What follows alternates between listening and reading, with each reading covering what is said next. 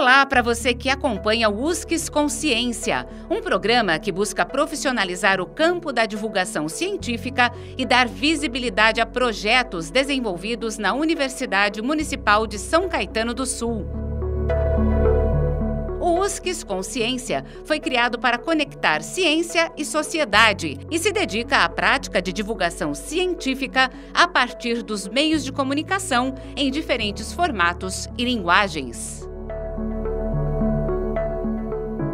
Eu sou Arquimedes Pessoni, jornalista e professor. E no programa de hoje você conhecerá um pouco mais do trabalho Codestruição de Valor e suas reversões, um estudo sobre os motivadores, os resultados das tratativas e reclamações, aplicando modelagem de tópicos e análise de sentimentos. Conosco está sua autora, a professora doutora Fátima Penha Leone. A orientação da pesquisa foi do professor Dr. Milton Carlos Farina. Fátima Penha Leone é bacharel em Ciências Econômicas pela Unisanta, mestre em Administração pela Metodista e doutora em Administração pela USCS. Ela também é pós-graduada em Controladoria e Auditoria. Fátima, muito obrigado pelo seu tempo e por nos atender aqui no USCS Consciência.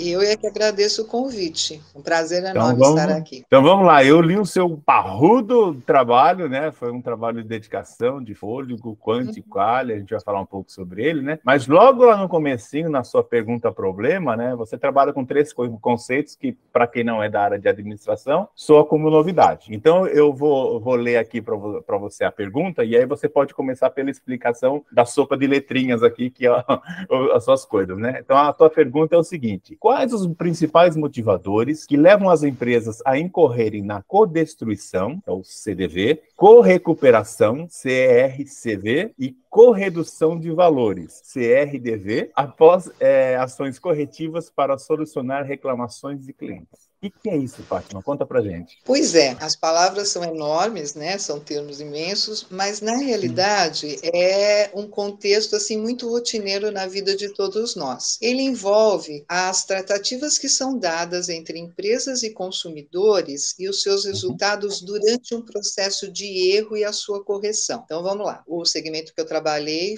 eu pesquisei o comércio eletrônico, que até pelo advento da pandemia, né, ele se tornou muito mais presente na vida de todos. Então, durante essa interação para compra e venda, quando acontece um erro, então a minha pesquisa parte. Quando acontece esse erro, o resultado da tratativa para essa falha no serviço. Por que que em alguns casos, ao invés de se co-criar valor, né, entre empresa e cliente, os dois ganharem, ou aquele que está vendendo e aquele que está demandando, por que que muitas das vezes existe essa codestruição de valor, ou seja, existe uma perda de valor, um dos lados perdeu, ou existe apenas uma recuperação parcial, que é a corredução de valor? E quais seriam esses motivadores que explicariam esses 3 resultados possíveis? Mas ele era um tema que você já atuava nessa área de alguma forma, profissionalmente? Era uma disciplina que você dava na faculdade, ou ele surgiu a partir da conversa sua com o professor Milton? Ele surgiu como uma sugestão do professor Milton, principalmente se trabalhar no mundo virtual, que é uma coisa que está muito presente e a tendência é aumentar cada vez mais. Fora isso, é lógico que a gente sempre trabalha, né, independente da disciplina, toda vez que a gente fala sobre contexto, né, o segmento que está se atuando, que você envolve empresas e clientes, existe essa interação entre as partes em que ambas, né, que inclusive o marketing trabalha muito isso, né, que ao invés da empresa somente fazer a proposta de valor e passar para o consumidor e ele que vai validar essa proposta de valor, é muito mais fácil você fazer essa cocriação, os dois trabalharem juntos durante essa interação. Por quê? A empresa entendendo exatamente a expectativa do seu cliente, é muito mais fácil de atendê-lo e ter essa proposta de valor concretizada. Então, é muito mais inteligente. Então, dentre as disciplinas que eu ministrava, você coloca, né? Você tem problema da concorrência, você tem que fidelizar consumidor, você não pode ter o consumidor para uma única compra. Eu quero ter um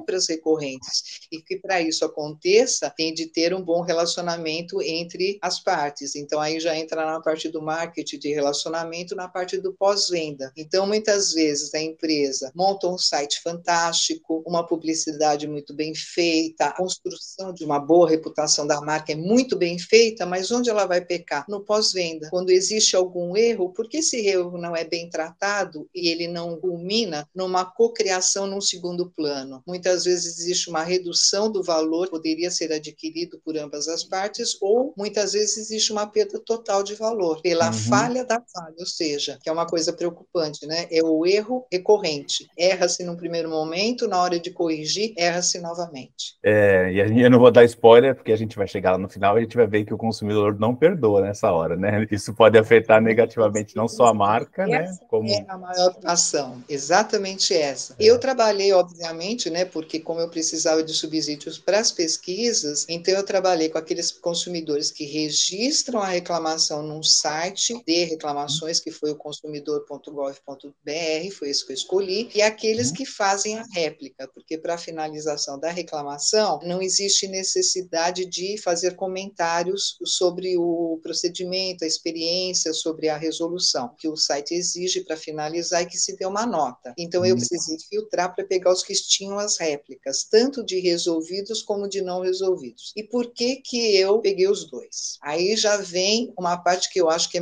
seria, né, uma preocupação muito grande para a empresa, porque muitas vezes a empresa pode colocar assim, bom, dos 100% que eu tenho de reclamação, 90% está como resolvido. E eu tenho a média de notas lá, ela vai variar entre 1 e 5. Se eu estou com uma média de notas de 4,2, então até que eu estou bem, né? Estou resolvendo 90%, tenho 4,2, está ótimo. Não, isso pode ser uma visão deturpada da realidade. Por quê? Existe subjetividade. Tanto que no meu trabalho a opção foi não trabalhar considerando as notas e nem a opção de resolvido e não resolvido, a partir da leitura de alguma das réplicas. Eu vou dar até um exemplo. Então, muitas vezes você pega um do grupo resolvido, aí quando você vai lá na nota, ele coloca a nota 1. Então, dentre a interpretação que o consumidor faz, a empresa resolveu? Resolveu, só que não resolveu a contento daquilo que ele esperava, não atendeu a expectativa dele, ou seja, ele se acha injustiçado porque a empresa resolveu da melhor maneira para ela e não para ele, né? Aí a gente tem uma simetria de poder. A empresa é grande, eu sou pequeno, sou obrigado a aceitar que ela faça a solução do jeito que ela acha melhor. Então, mas aí, Fátima, assim, sem jogar água no teu chope, não rola um pouquinho assim também de mágoa, né? De repente você compra lá, a gente viu aquele caso do rapaz que comprou a geladeira e demorou para ser atendido, ele botou no jardim, colocou uma faixa e posso até falar a marca, né? Que aí a Brastemp já não era uma Brastemp, né? Enfim, às vezes a empresa até troca, é um produto novo, mas a demora, o cansaço de você ter que falar com 10 mil pessoas, chega lá no ombudsman, né, para resolver, né, e aí parece que eles estão fazendo um favor, né? Ok, resolveu, nota 10, mas o atendimento, aí ele não volta, né? Então, e aí existe, né, porque o cognitivo de cada pessoa, cada ser humano é único. Então, muitas vezes você pega um que ele coloca não resolvido e a nota do atendimento da experiência dele, ele coloca 5. Então, é discrepante. Quando você vai para a réplica, ele explica o porquê. Ele fala, olha, se fosse para a empresa, eu não daria nem nota 1, eu daria nota 0, que a empresa não cumpre o que promete, deixa a desejar. Porém, a pessoa que me atendeu foi tão solícita e tentou de todas as formas resolver meu problema, que eu estou dando nota 5 para o atendimento, para o atendente. Então, veja que existe muita subjetividade. O resolvido, ele pode colocar resolvido, mas não é um resolvido com satisfação, porque não foi a contento, apenas resolveu, ou muitas vezes o atendente faz tudo o que ele pode, mas as próprias regras das empresas para a solução de problemas, ou elas dificultam, ou tem uma tendência, né, a privilegiar mais a empresa do que ao cliente, e na realidade o erro não é dele, né, como o caso da geladeira que você colocou. Eu já vi casos, inclusive,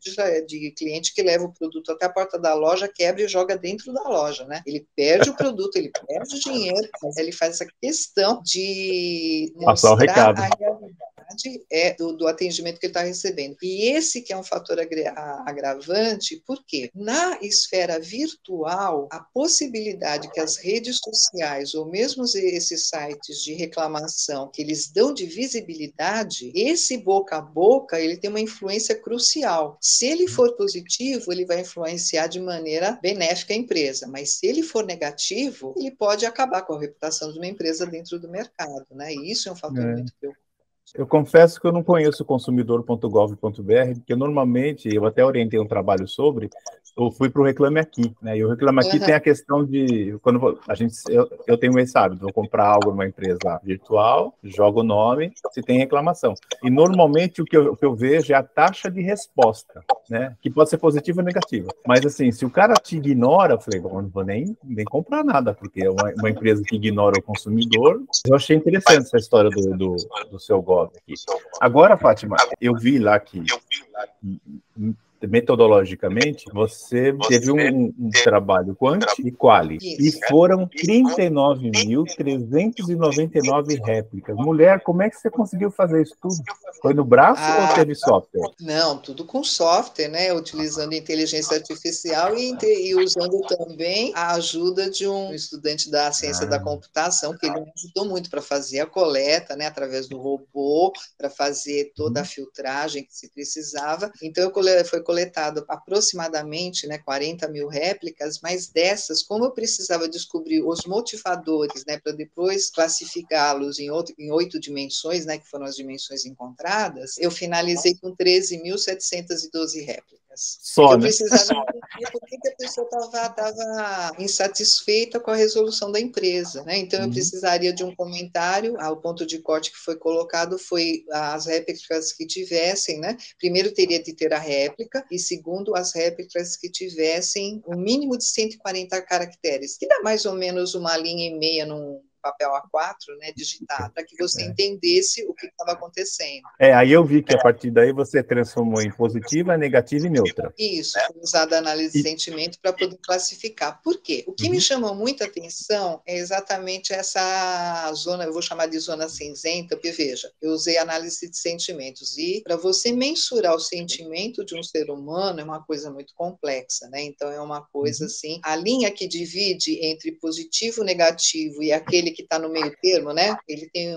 uma tendência positiva, uma tendência negativa, é uma linha tênue. Mas esse grupo, que é da corredução, ou seja, foi resolvido, eu coloquei como resolvido, mas não foi muito a contento, esse grupo seria o mais interessante para a empresa trabalhar exatamente a recuperação desse cliente, recuperar o relacionamento que ele tinha antes, se baseando na fidelização de cliente, que é o que se quer, né? Você quer aumentar a base de cliente e manter os que você já tem. E para você manter o cliente é muito mais barato do que você prospectar novos clientes. Então, você ter a fidelização de cliente é muito interessante para a empresa. E essa parte é uma parte muito interessante, porque aquele que destruiu, aquele que ficou com raiva, que ele está totalmente indignado e que muitas vezes desperta até um desejo de vingança, né, que ele coloca explicitamente, eu vou reclamar nas redes sociais, eu vou falar para todos os meus amigos, para toda a minha família, para nunca mais comprarem com essa empresa, esse é mais difícil de recuperar. Esse que está naquela linha tênue, né, nessa zona cinzenta, na corredução de valor, esse é mais fácil de fazer a recuperação. Então, a empresa tem muita chance de trazer o cliente para o relacionamento anterior, aquele relacionamento bom, de fidelização, tudo ocorria conforme o planejado, lógico que erros acontecem, então se você der uma boa tratativa na falha do serviço, você tem como recuperar aquele relacionamento que você tinha antes. É como um relacionamento entre pessoas, vamos supor, entre um casal. Enquanto existe discussão, está querendo ajeitar, né? Aparar as arestas. A hora que vem a indiferença e não falo mais com você, é porque acabou. Só pelo advogado. Exatamente. Agora, diga uma coisa, na vida real isso acontece, Fátima? Isso é uma atitude que as empresas estão tomando ou é só no papel? Na minha visão, pelo que eu estudei, lógico que eu não li as quase 14 mil réplicas, né? Mas eu li uma boa parte delas até para coletar material para colocar na minha tese, né? Como exemplo. Eu acho assim que se incomoda muito na primeira, né? O marketing efetivo. Na hora que você vai para o pós-venda, para o marketing do relacionamento, o pós-venda, ele deixa a desejar. Ele é aquém do necessário. Por quê? Um dos achados que me deixou até surpresa, né? Porque todo o material que eu li, é lógico que eu não li todo o material disponibilizado, mas em todo o material que eu li, eu não achei a parte da legalidade, que é o cumprimento da lei. Por quê?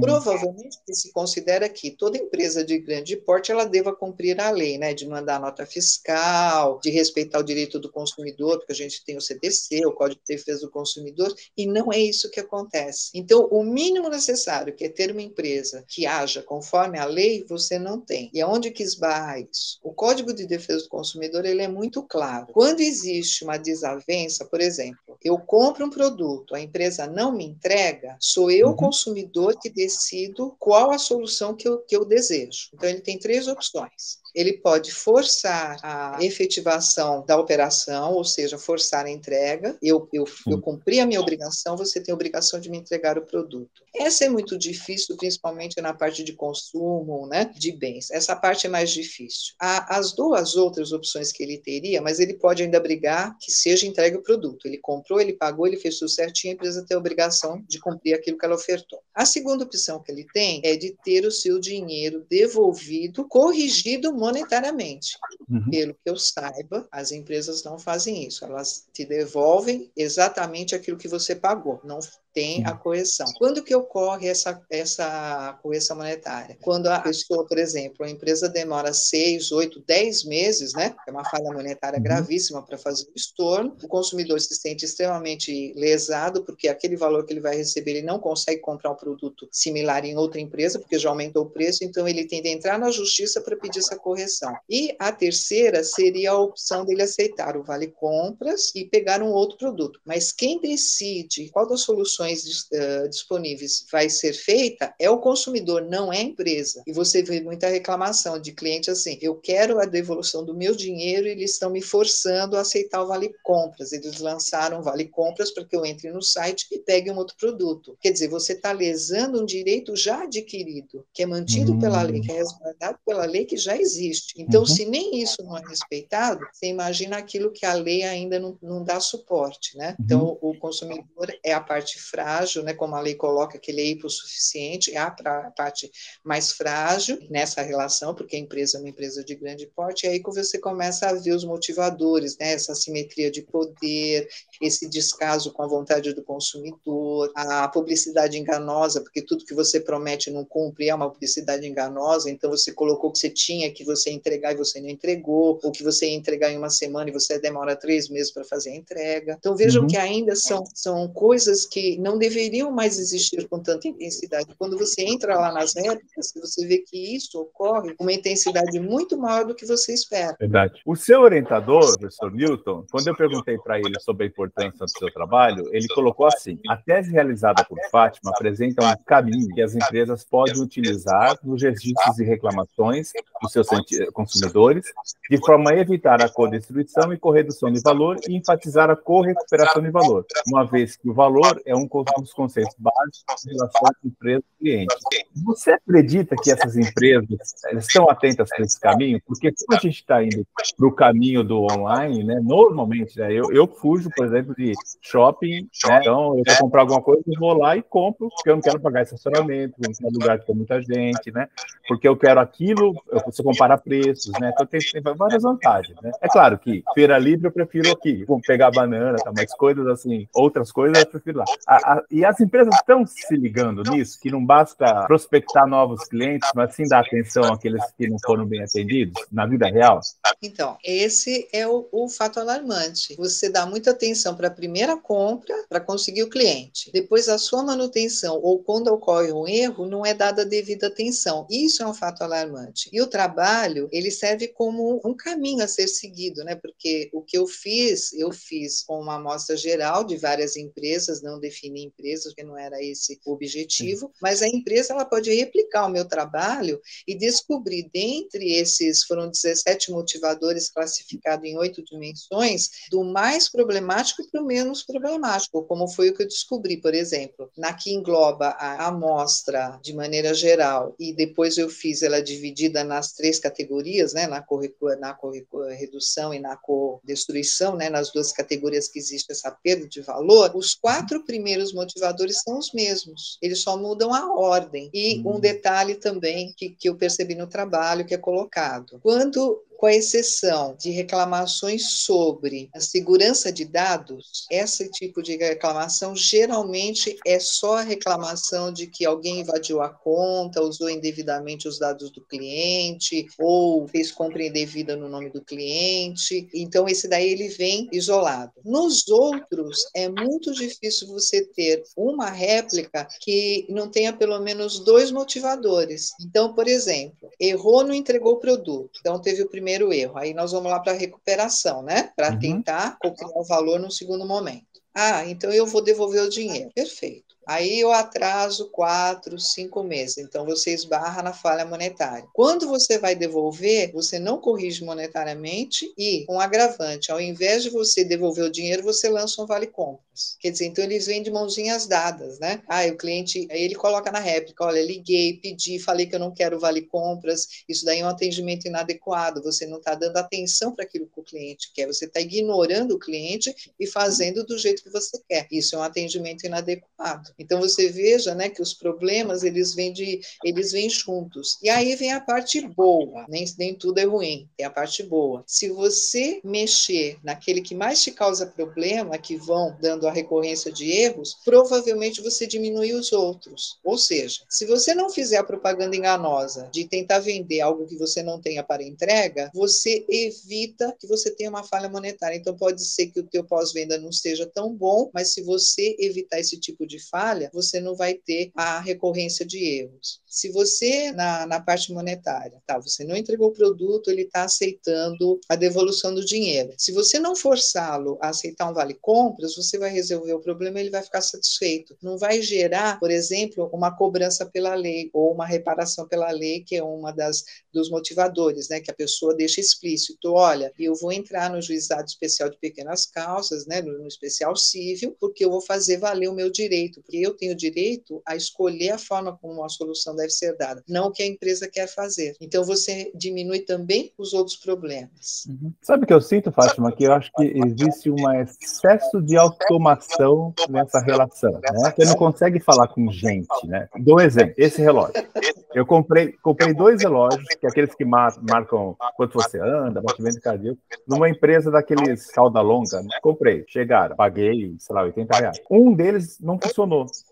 Então, o que eu entrei? Eu entrei lá dizendo, olha, eu gostaria de trocar porque não está funcionando. Aí eles geraram aquele etiqueta para eu levar no correio, com tudo pago por eles e tal. Eu devolvi, o que o próprio sistema fez? Me devolveu o dinheiro dos 2. Então, me parece que eu passei a perna neles, mas na verdade não foi eu não pedi isso. Eu pedi para trocar um e me devolver. Então, eles não devolveram e me deram outro de graça. Então, eu falei, como é que eu vou conversar com a máquina? Ela não entende, ela não tem essa opção, né? Até você achar um 0800 para chegar em alguém, eu falei, deixa pra lá, entendeu? Ok, não fiquei magoado, até porque minha mulher não gostou. Mas, enfim, ok, né? Então, esse sucesso de máquina, né, que você tem. Por exemplo, qualquer empresa, Vivo, Claro, qualquer uma dessas que presta serviço de internet, é um inferno, porque as pessoas até te atendem bem, falam que vai fazer alguma coisa e fazem tudo ao contrário, porque é o sistema. Então, você briga contra o sistema. Não só nós, né? Quem trabalha na empresa briga com o sistema. Então, eu não sei, o sistema deve ser um ente, assim, superior, que coordena essas bagunças, né? E antigamente você chegava, falava com uma pessoa, ela resolvia. Hoje você não tem essa pessoa, é muito difícil, né? Você vai desligar com o banco, disse que 1, 2, 3, 7 e tal. Até você chegar no 9, que é uma pessoa, eu já desisti. Então tem isso também, quando tem o 9, né? Que você consegue ter a opção 9 para falar com o ser humano. Esse é um dos 4 primeiros que apareceu, que é a ineficiência do saque, que eu só tenho um robô para falar comigo, cada caso é um caso, e muitas vezes o cliente, né? Porque você não pode esquecer que é uma pessoa, que é um ser humano que está ali, o que ele mais mais quer é ser ouvido. Até para xingar, né? Até para falar mal. Exatamente, mas ele quer ser ouvido. Então, tem coisas que as empresas deixam a desejar e a forma de resolução seria, assim, muito mais fácil se dessem mais atenção. Então, dá-se muita atenção para a hora da compra e venda, mas na hora que sai um problema, isso deixa a desejar. O seu pós-venda não funciona. Eu vou te dar um exemplo de uma das réplicas, né, que é assim, se não fosse trágico, seria cômico. Eu até dei risada na hora que eu li. Né? Mas eu fiquei com dó. Foi um rapaz, ele comprou 3 camisas. Uma das camisas não foi entregue. A segunda camisa foi entregue errada, no tamanho errado. E a terceira camisa foi certa. Então, veja, se a empresa ela tem consciência e ela presta atenção, né, a gestão presta atenção naquilo que está ocorrendo, veja, de 100% da compra, a empresa acertou só 1/3, ela errou 2/3, ela errou o dobro de acerto, ela teve um erro dobrado de acerto com relação ao acerto. Então, ela errou praticamente 67% e acertou só 33%. O rapaz, muito paciencioso, ok, tem paciência, perfeito. Ele entrou em contato com o saque, o que foi combinado? Olha, a camisa que não foi entregue, como está o mesmo preço, então nós vamos cancelar a venda, dar o vale compras, você entra novamente e compra a camisa. Perfeito. A camisa que foi entregue errada, você, por favor, vá até o correio, gera a etiqueta, tudo, tal. Você devolve e a gente manda no tamanho correto, ou na cor correta. Agora eu não me lembro direito se era a cor ou tamanho. Bom, ele entra no site. Na hora que ele vai fechar a compra, que ele lança o vale compras está como cancelado. Ele não consegue lançar o vale compras. Aí ele liga para o saque, o vale compra não está ativo, tal. Não, nós vamos resolver, pode ir, ele não consegue. Nesse inteirinho de dias tentando comprar camisa sem conseguir, chega a troca. Qual não é a surpresa dele quando ele abre a caixa e tem um vestido feminino dentro? Veja, do 100% do erro, você errou novamente 100%. Gente. Isso não tem como se aceitar. Erros acontecem, tanto o ser humano como máquina, né, na forma do sistema, da internet, da plataforma. É claro que erros acontecem. Agora, o que a gente não pode aceitar é essa recorrência de erros, porque você veja, esse ele estava com paciência, mas chegou uma hora que ele falou, não é possível, né? Não consigo passar o valor. Me manda um vestido feminino no lugar da camisa que foi para trocar, só o número ou a cor. Essa empresa está muito ruim de mão de obra, né? Está na hora de melhorá-la. É o que às vezes a gente fala, né? Por exemplo, a faculdade, né? Você tem uma preocupação de dar uma aula boa, né? De fazer tudo, né?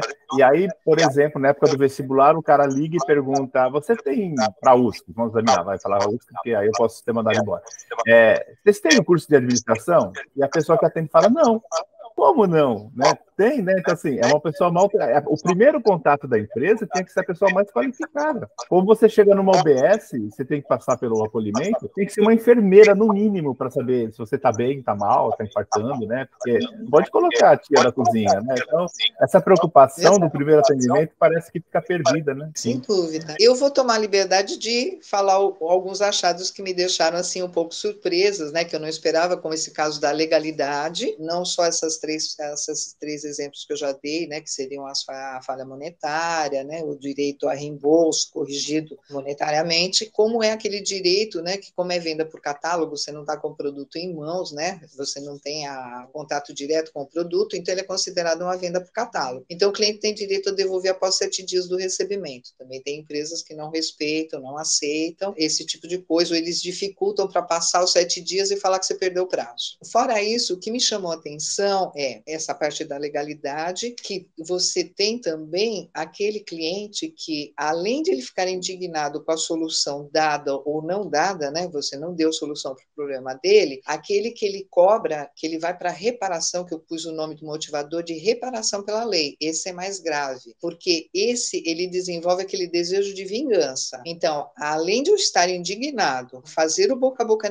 negativo em todas as minhas redes, para todo mundo eu vou compartilhar, a empresa não tem poder sobre, então qualquer um tem acesso a esse tipo de informação, quer seja presencial ou virtual. Ele ainda vai fazer a reclamação oficial, que ele já fez, né, no site consumidor.gov.br, porém ele é um site de mediação, ele é mantido pelo Senacom, ele é mantido pelo Procon, mas é uma forma de tentar deixar os dois tentarem resolver amigavelmente. Se não tiver jeito, a gente vai para o Procon, reclamação e dali vai para um juizado especial. E ele fala que ele vai pedir reparação, que ele vai pedir perdas e danos, ele vai até as últimas consequências, mesmo que o valor da causa seja inferior ao que ele vai gastar com o advogado, mas o desejo de vingança dele é tão grande que ele quer que a empresa seja multada, seja punida de alguma forma. Então esse é o pior, vamos dizer, ex-cliente que você pode ter. É aquele que em qualquer momento, até o último minuto da vida dele, se alguém tocar no nome da empresa, não compra, essa empresa não presta. Ele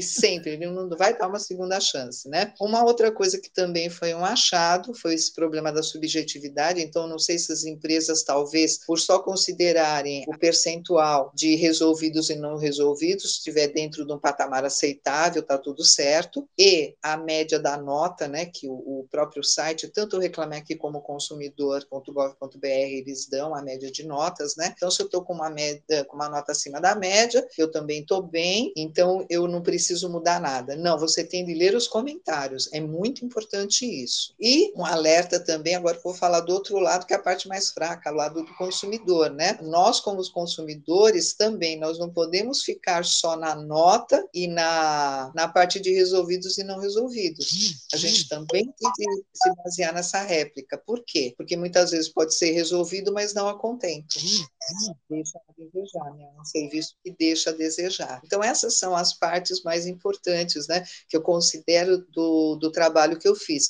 Que toda e qualquer empresa, ela tem como seguir o mesmo caminho que eu fiz, certo? Então, ela vai perceber quais são os principais motivadores, ele geralmente vem sempre mais de um vai gerando um outro, certo? Então, se você começa a corrigir fatalmente você corrige o outro. Então, você consegue aumentar a qualidade desse seu pós-venda de maneira muito mais efetiva, certo? Então, assim, um pouquinho mais de atenção pro pós-venda e não somente para a parte de vendas, né? A gente percebe isso no site. Para você conseguir comprar é muito rápido para fazer o cadastro, é muito rápido para você comprar o produto, né? Pagar, é muito rápido. Quando tem algum problema, para você achar onde você reclama, terrível. A gente é até estranho quando a gente é bem atendido, a coisa dá certo, né? É igual reforma de casa. Você sabe que você vai ter dor de cabeça, mas vai acontecer. Então, a outra opção a gente até, eu fiz aqui, né? Eu mudei de um apartamento para outro e contratei um arquiteta justamente para resolver isso. Eu não quero falar com ninguém. Eu quero tudo pronto. Ok, estourou tudo para ela, mas era o combinado, né? E para terminar, Fátima, eu queria saber sobre a tua experiência do doutorado, né? Foi um sofrimento esses 4 anos? Porque normalmente as pessoas saem do doutorado para se carregar um piano, assim. Aparentemente, não sei se é porque já passou algum tempo, sempre parece bem fisicamente, né? Como é que você tá? Foi legal? Não, a experiência foi muito boa, foi ótima. O que eu agreguei de conhecimento, o aumento de visão, agregar de conhecimento, é lógico que é um trabalho que dá muito trabalho para ser feito, para ser desenvolvido, mas pelo nível, né, que ele se encontra, é uma tese de doutorado, então é lógico, a exigência é de acordo com o nível, né? E se você não tiver exigência, vou colocar na figura do meu orientador, se ele não exigisse, eu não teria dado talvez o melhor de mim, né? Então, para tirar o melhor de cada um, você tem de ter exigência lá em cima. Eu só queria fazer um adicional, se você me permite, né? Claro. Que é esse mundo virtual que nós vivemos. Veja, as informações, elas são compartilhadas de forma espontânea. Eu não estou desmerecendo nem falando, porque que as pesquisas que são feitas, que são encomendadas, que são efetuadas, né, com um determinado objetivo, que elas não tenham relevância. Mas, nesse mundo virtual, nós temos uma riqueza de material para estudo, é só saber como extrair a informação que está contida nele. Então, material tem muito, e principalmente, ele é gratuito, e muitas vezes, naquele momento que o cliente está espontaneamente expressando a opinião dele talvez seja muito mais sincera do que quando ele está respondendo uma pesquisa que é direcionada a ele, sobre a visão dele da empresa, a visão dele de um determinado produto. Então, o material tem extensivamente, é saber trabalhar. Então, eu acho que a empresa, até pela intranet que ela tem, que os clientes podem colocar opinião sobre produtos, sobre serviços, né, que elas podem vir a prestar, eles têm um material riquíssimo e talvez não se faça uso. Outro material, essas reclamações que são colocadas no site de reclamações, elas chegam, lógico, né? A empresa tem que ser comunicada. Então, eles têm um banco de dados riquíssimo, que pode ser muito bem trabalhado. Talvez falte isso, né? Um bom trabalho para se tirar informações informações relevantes para reverter em favor da empresa e em favor do consumidor, porque se eu pretendo me perpetuar do mercado, eu preciso de clientes, eu não posso ficar perdendo, né? Então, talvez um melhor aproveitamento desse banco de dados que está disponível, certo? Achei fascinante o que você me falou, mas aí eu só fico pensando, quem é esse profissional que deveria fazer esse serviço? Qual é a formação dele? Nós estamos formando gente para isso? Ele é um comunicador? É um cara do marketing? Alguém de TI? Quem é essa figura?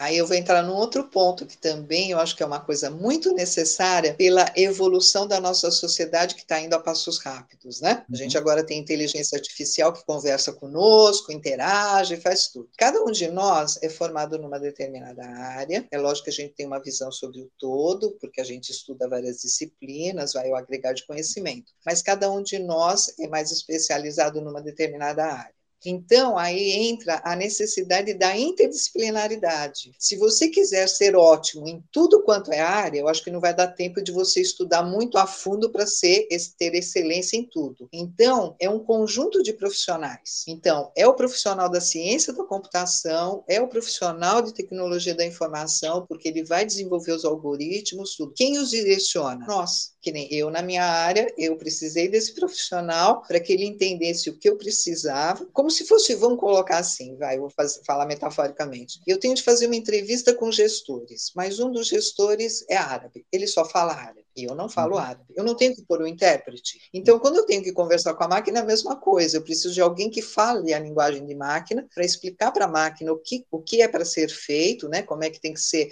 a coleta, qual é o pedacinho. Por exemplo, no meu caso da análise de sentimentos, ela não poderia ser feito num bloco único, teve de separar réplica por réplica, e cada uma delas saiu o score, que daria a classificação entre as 3 categorias, e também saiu a intensidade total do sentimento contido em cada réplica. Então, quem faz isso? Eu explico para ele o que eu preciso, e ele, através dos algoritmos de linguagem de máquina, ele transmite isso para colocar o quê? As regras, né? O algoritmo, como é que ele deve ser desenvolvido. Então, o que eu acho que falta muito, eu não coloco em empresa, porque toda empresa de grande porte, ela vai ter o departamento de marketing, ela tem o departamento de TI, ela tem os profissionais, então eles têm de ser integrados, né? Não pode ser uma coisa solta, eles têm que falar a mesma língua, buscarem o mesmo objetivo. Isso eu vou falar em termos acadêmicos. Não dá mais para você querer fazer tudo sozinho. Então você tem muito material, mas a gente sempre vai precisar de ajuda dessa interdisciplinaridade, alguém que entende mais de um assunto, alguém que entende outro. Isso traz uma riqueza para o trabalho a ser desenvolvido muito maior do que se eu tentasse fazer sozinha. Se eu fosse fazer sozinha, eu não teria condição de iniciar com 40 mil réplicas e finalizar propriamente dita pesquisa com quase 14 mil réplicas, né? Tanto que trabalhos anteriores você vê que o trabalho foi bem pontuado, foi lido tudo, mas o número de opiniões são bem menores para você ter condição. Então você precisa dessa, eu acho que assim, o que falta é esse entrosamento, essa utilização da interdisciplinaridade, profissionais de várias áreas que se reúnam para fazer um determinado trabalho. Para finalizar, eu vou reiterar, né, o agradecimento que eu fiz no início, né? Muito obrigada, professor, pelo convite. Foi um prazer enorme estar aqui e poder fazer esse bate-papo, né, e contribuir de alguma forma, né, com o trabalho que eu desenvolvi. Muito obrigada. Esse foi o USCS Consciência, programa sobre pesquisas realizadas na Universidade Municipal de São Caetano do Sul. Este episódio teve a apresentação de Arquimedes Pessoni e trabalhos técnicos de Márcio Roberto do Nascimento Filho. O USCS Consciência é uma produção da Coordenadoria de Comunicação e Universidade de São Caetano do Sul e pode ser acessado no canal do YouTube da USCS e nos aplicativos de podcast. Você encontra o USCS Consciência nas redes sociais Facebook e Instagram.